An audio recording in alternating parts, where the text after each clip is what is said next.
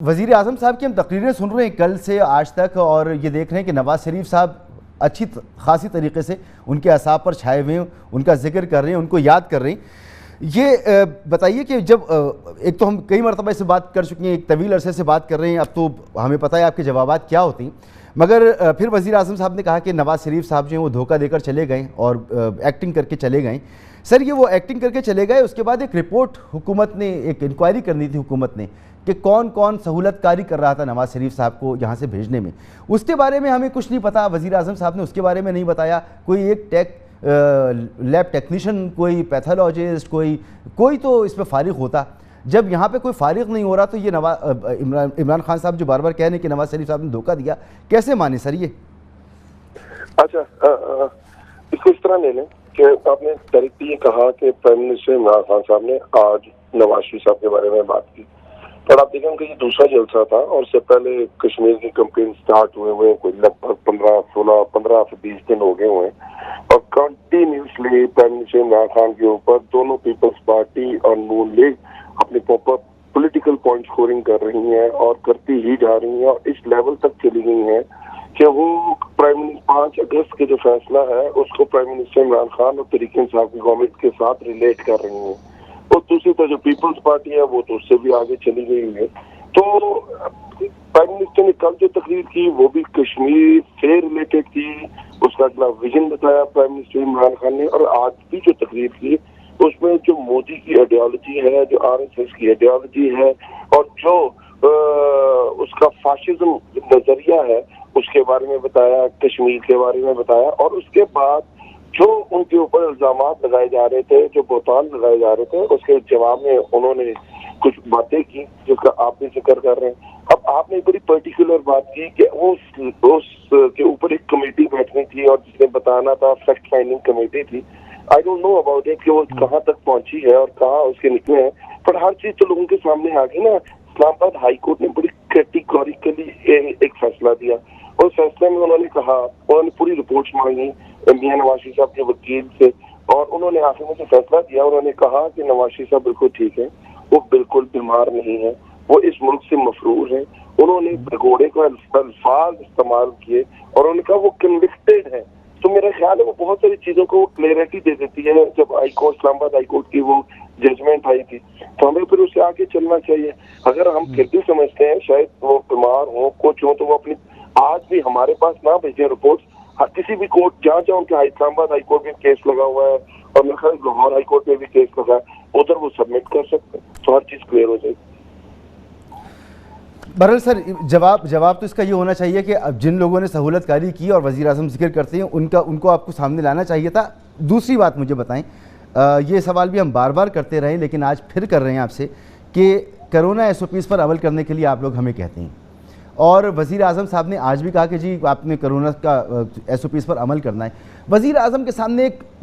بڑی تعداد تھی لوگوں کی، کسی نے ماسک نہیں پہنا ہوا تھا، وزیر اعظم صاحب خطاب کر رہے تھے۔ جن ملکوں کی آپ مثال دیتے ہیں، جن ملکوں کی کہتے ہیں کہ ہمیں ترقی یافتہ بننا ہے، جن کی طرح بننا ہے، سر وہاں کا کوئی وزیر اعظم، کوئی سربراہ حکومت یہ کام کر سکتا تھا جو وزیر اعظم نے آج کیا ہے؟ اچھا مسعود بھائی، first of all thank you کہ آپ نے خود جو آپ نے مجھ سے سوال پوچھا ہے، جو اس کا آپ نے دوبارہ بات کی، تو آپ بھی اس چیز پہ ہیں کہ نواز شریف فراڈ کر کے باہر گئے اور ان لوگوں کو سامنے آنا چاہیے جو اس فراڈ میں ان کا حصہ تھے۔ چلے یہ تو اچھی بات ہے مسعود بھائی۔ آپ کا دعویٰ ہے نا، آپ کا دعویٰ ہے فراڈ کا، تو میں اس لیے کہتا ہوں کہ آپ دعویٰ کرتے ہیں تو سر اس کا جواب بھی دینا، بتائیں نا کہ کس نے کیا۔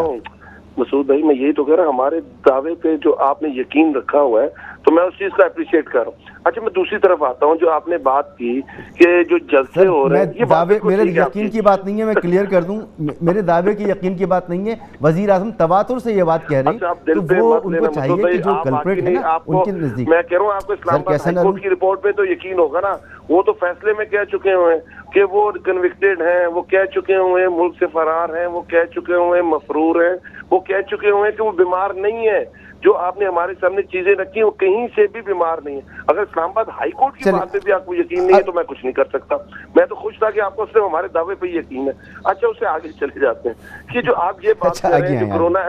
کرونا SOPs کی، وہ بات بالکل ٹھیک ہے، بٹ دیکھیے ہم نے اسی لیے NCOC نے لیٹر لکھا تھا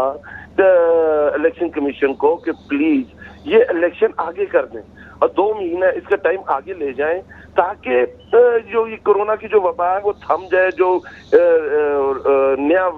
ویریئنٹ آیا ہوا ہے اور بڑا لیتل ہے اور وہ بڑا تیزی سے پھیل رہا ہے, بٹ انہوں نے کہا نہیں اب الیکشن ہوگا اسی ڈیٹ پہ ہوگا. آپ جب الیکشن کال ہو جائے اور ہر پولیٹیکل پارٹی وہاں جلسے کر رہے ہو تو یہ بہت مشکل ہے مسعود کہ تحریک انصاف پھر پیچھے رہ جائے اور صرف اس چیز کے اوپر کہ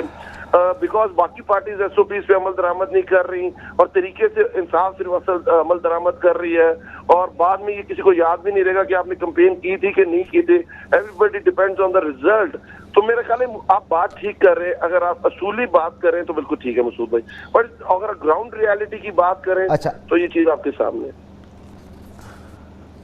ٹھیک ہے. ملک احمد خان صاحب, یہاں پر بھی یہ کیا حکومت کی ذمہ داری نہیں بنتی تھی؟ پتہ ہے کہ جی کیمپین سب کریں گے تو ہمیں یہ مجبوراً آنا پڑے گا. پارلیمنٹ میں اگر کوئی فیصلہ کیا جاتا, قانون تبدیل کیا جاتا کہ اگر آپ اس معاملے کو لے کے عدالت میں بھی چلے جائیں تو یہ آپ نے میڈیا پہ کیمپین کرنی ہے, آپ نے سوشل میڈیا پہ کیمپین کرنی ہے, پبلک میں نہیں آنا, کرونا ایس او پیز کا خیال رکھنا ہے, تمام جماعتوں کے ساتھ کوئی کنسنسس ہو جاتا کہ الیکشن اس طرح سے لڑنا ہے, نئی مثال قائم کی جاتی, تو یہ ممکن ہے. اگر حکومت چاہے تو یہ کر سکتی تھی. ایسی کوئی کوشش بھی نظر نہیں آئی ملک صاحب. دیکھیے مسعود صاحب, میرا اس پہ پوائنٹ آف ویو ذرا تھوڑا مختلف ہے. میں تو بڑا فرام دا ڈے ون, جب سے یہ کرونا کا لاسٹ ایئر مارچ سے بات ہے, اب میرا یہ خیال ہے کہ ہمیں وی آر لکی کہ ہم نے اس تکلیف سے ہماری نیشن نہیں گزری جس سے باقی نیشنز لارجلی گزری ہیں. تو اس پہ ہمیں اللہ کا شکر ادا کرنا چاہیے. اس میں جو بھی معاملات تھے میں کچھ اس پہ وضاحت سے نہیں کہہ سکتا کیونکہ میرے پاس کوئی ڈیٹا بیس نہیں ہے اس چیز کی, لیکن میں ابھی یہ سمجھ رہا ہوں کہ یہ جو ہماری ٹوٹل ڈیبیٹ ہے کہ یہ الیکشنز کی حد تک ہی اس کے اوپر وہ بات ہونی ہے اور اس میں ایک بڑا بریچ آف پروٹوکول ہو رہا ہے, بڑی وہاں پہ بڑی گیدرنگز ہو رہی ہیں, یہ اپنی جگہ ایک حقیقت ہے. اصولی طور پہ تو یہ معاملہ ہونا ایسے ہی چاہیے تھا کہ یہ جیسے بھی رپورٹ لاہور میں آج ہوا ہے کہ 56 ڈیلٹا ویریئنٹ کے پیشنٹس کنفرم کیے ہیں ہیلتھ اتھارٹیز نے. تو مجھے بڑی تشویش ہے اور بڑی فکر ہے. اللہ کرے کہ یہ معاملہ ہمارا جو ہے یہ کسی طرح سے قابو میں رہے, کہ خدا نخواستہ جو ہندوستان میں ہم نے دیکھی کیفیت, اللہ نہ کرے کہ اس کا شائبہ بھی یہاں تک ہو. لیکن ایز اے نیشن ہمیں خیال کرنا چاہیے, ایز اے گورنمنٹ ہمیں رسپانسبل ہونا چاہیے, ایز این اپوزیشن ہمیں رسپانسبل ہونا چاہیے. اس کے اوپر جو بھی دنیا نے اپنے پروٹوکولز اڈاپٹ کیے ہیں اور جو بھی اس پہ ایفرٹ ہونی چاہیے وہ اس لحاظ سے ہو کہ جو تیری میری کی بحث سے باہر نکل کے ہو. خدا نخواستہ اگر اس کی صورت ویسے بنی جیسے باقی ممالک میں تھی تو بہت بڑی تکلیف ہے, اور ہمارا سسٹم تو اس کا ملک صاحب یہ ایک دم سے الیکشن نہیں آ گئے نا, الیکشن ایک دم سے نہیں آ گئے, پتہ تھا الیکشن ہوں گے اور یہ 2 سال سے وبا ہے اور اس کے لیے اقدامات ہو سکتے تھے. پولیٹیکل پارٹیز, حکومت سب مل کر اگر کچھ لاہے عمل بنا لیتے تو ہو سکتا تھا, مگر نہیں.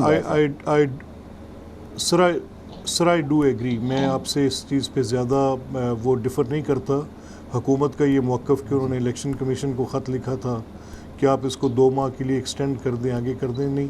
یہ میرا خیال ہے ناکافی تھا. اس پر یہ شاید اس لیے بھی ہو گیا کیونکہ ابھی تک پچھلے پورے سال ڈیڑھ کے اندر جب سے کرونا ہے پاکستان میں کوئی اس وبا کے ساتھ, اس پینڈیمک کے ساتھ کوئی مورٹیلٹی ریٹ اتنا زیادہ نہیں ہوا, کوئی سفرنگ اتنی بڑی نہیں ہوئی. شاید as a response to that probably ہم نے تھوڑا سا ایک لیڈ بیک ایٹیٹیوڈ لیا ہے اس کو کامبیٹ کرنے میں. لیکن اللہ کرے کہ یہ معاملہ جو بھی 4th اس کی ویو آئی ہے اس میں سے بھی ہم خیر خیریت سے نکل جائے, اللہ پاک ہمارا محافظ ہو جائے. اللہ کرے, اللہ کرے, اللہ کرے ملک صاحب ایسا ہو. تو مظہر عباس صاحب, یہ جو احساس کی باتیں ہیں اور یہ عوام کی باتیں ہوتی ہیں اور عوام کے لیے ہی تمام سیاسی جماعتیں جو جدوجہد کر رہی ہیں, اگر ان چیزوں کو بھی نظر انداز کرتی ہیں تو پھر کیسے اعتبار کریں ان چیزوں پہ جو بڑے بڑے دعوے ہیں کہ یہ نظام تبدیل کر دیں گے, ملک کی ترقی چاہتے ہیں. آپ نے شروع میں بتایا کہ یہ کشمیر کاز پہ بات نہیں ہو رہی, کشمیر کاز کو تینوں پارٹیز مل کے یہاں نقصان پہنچا رہی ہیں جیسا کہ آپ نے کہا. تو یہ انڈیکیٹ کرتا ہے ہمیں کہ عوام کی فلاح سیاسی جماعتوں کے نزدیک کتنی امپورٹنٹ ہے. کہہ سکتے ہیں یہ بات ہم؟ دیکھیں مسعود, لیڈر کیا ہوتا ہے؟ لیڈر لیڈ کرتا ہے, لیڈ فرام دا فرنٹ. میں اگر یعنی لیڈر ہوں کسی پارٹی کا تو میں اور میرے پیچھے ایک کراؤڈ ہے، لوگ ہیں سپورٹ کرتے ہیں، تو اگر میں مسلسل ماسک پہنوں گا تو لوگ ضرور مجھے فالو کریں گے، اور پھر ہی آپ کہنے میں یہ حق بجانب ہوں گے کہ لوگ ماسک پہنیں۔ جب وہ دیکھیں گے کہ اسٹیج کے اوپر 100 لوگ کھڑے ہیں اور ان میں سے آدھے لوگوں نے ماسک پہنا ہے، آدھے نے نہیں پہنا، جو لیڈر تقریر کر رہا ہے اس نے خود ماسک نہیں پہنا ہوا، اور اسی طریقے سے اب یہ گورنمنٹ کی سائڈ ہے تو اپوزیشن کو بھی دیکھ لیں، آپ اپوزیشن کی بھی صورتحال دیکھ لیں۔ یعنی جب ہم اس کو کہتے ہیں، آپ اس کی سیریسنس کا اندازہ کریں نا، کہ ہم یہ کہتے ہیں کہ عمران خان کرونا سے زیادہ خطرناک ہے، یعنی اس چیز کو آپ ریلیٹ کر رہے ہیں، یہ ڈسگسٹنگ ہے۔ صحیح کہہ رہے ہیں۔ یہ یعنی آپ ایک بیماری کو اتنا نان سیریسلی لے رہے ہیں کہ آپ اس کو بھی پولیٹیسائز کر رہے ہیں۔